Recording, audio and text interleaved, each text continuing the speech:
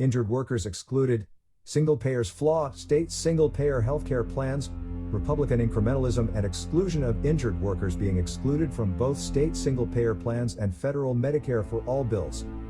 Introduction. State single payer healthcare plans have been a topic of significant debate in the United States, with proponents arguing for universal healthcare coverage and opponents expressing concerns over the potential consequences. This report aims to highlight two key aspects. First, how state single-payer plans can be viewed as a form of Republican incrementalism, and second, the issue of injured workers being excluded from both state single-payer plans and Medicare for all bills. State single-payer healthcare plans as Republican incrementalism. State single-payer healthcare plans, which aim to provide universal healthcare coverage at the state level, can be seen as an example of Republican incrementalism. Incrementalism refers to a step-by-step approach to policy change, gradually implementing reforms rather than pursuing comprehensive solutions.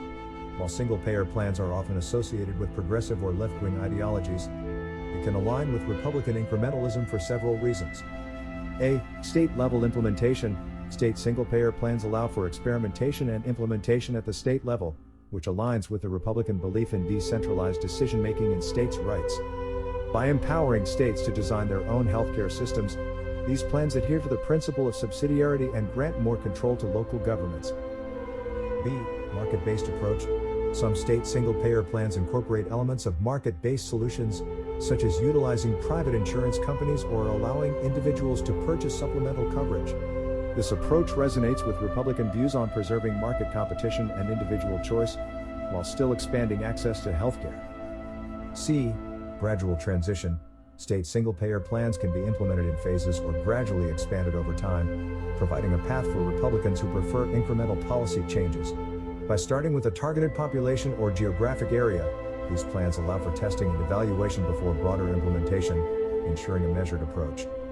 Exclusion of injured workers in state single-payer plans and Medicare for all bills. One significant concern regarding state single-payer plans and Medicare for all bills is the potential exclusion of injured workers.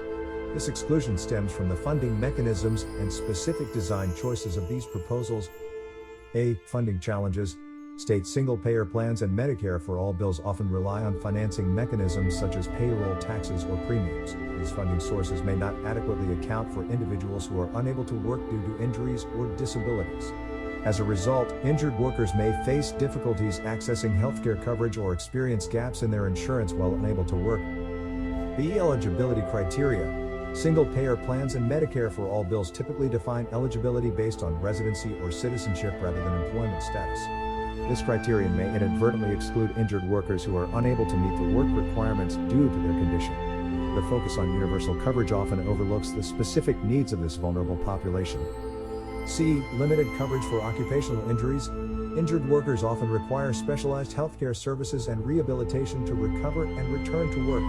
However, state single-payer plans and Medicare for all bills may not provide adequate coverage for occupational injuries or lack specific provisions to address the unique healthcare needs of this group. As a result, injured workers may face difficulties in accessing the care they require.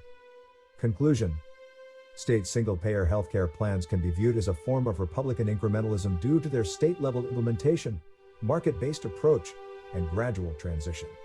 However, it is crucial to address the issue of excluding injured workers in these plans. The funding mechanisms and eligibility criteria employed often overlook the unique healthcare needs of this population, potentially leaving them without adequate coverage.